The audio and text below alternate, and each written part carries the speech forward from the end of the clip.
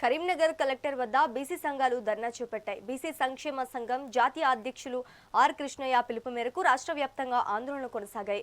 బీసీలను మోసం చేస్తూ ఎన్నికలను నిర్వహించడం సరికాదని బీసీ యువజన సంఘం కరీంనగర్ జిల్లా అధ్యక్షుడు నర్సింగోజు శ్రీనివాస్ అన్నారు.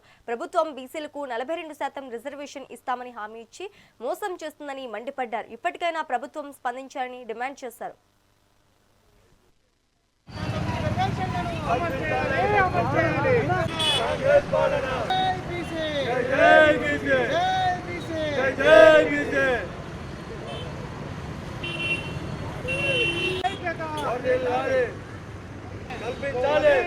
ఈ రోజు జాతీయ అధ్యక్షులు ఆర్ కృష్ణయ్య గారి పిలుపు మేరకు 42% రిజర్వేషన్ వెంటనే అమలు చేసిన తర్వాతనే జడ్పీటీసీ ఎంపీటీసీల ఎలక్షన్ పోవాలని చెప్పి ఈరోజు ఈ కరీంనగర్ కలెక్టరేట్ ముందు యువజన సంఘ ఆధ్వర్యంలో ఈ పోరాటానికి మేము సిద్ధంగా ఉన్నాము.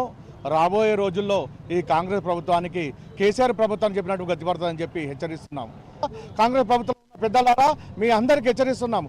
ఖచ్చితంగా మీరు ఇచ్చినా ఇవ్వకున్నా మేము పోరాటం చేసుకుంటూ మా బీసీల సత్తా సాటుకుంటూ బీసీ రిజర్వేషన్ కోసం మా ఆర్ కృష్ణయ్య గారి పిలుపు మేరకు నిరంతరం పోరాటం చేస్తామని చెప్పి ప్రభుత్వాన్ని హెచ్చరిస్తున్నాం. మీరు కూడా గత ప్రభుత్వం చేసినటువంటి తప్పుదాలను చేయకుండా ఇప్పటికైనా 42% మీరు ఇచ్చిన హామీని నిలబెట్టుకొని ఈ ఎన్నికలు నిర్వహించాలని, అది కూడా రాజ్యాంగబద్ధంగా అమలు చేయాల్సిన అవసరం ఉందని చెప్పేసి మేము ఈ సందర్భంగా ప్రభుత్వాన్ని కోరుతా ఉన్నాం.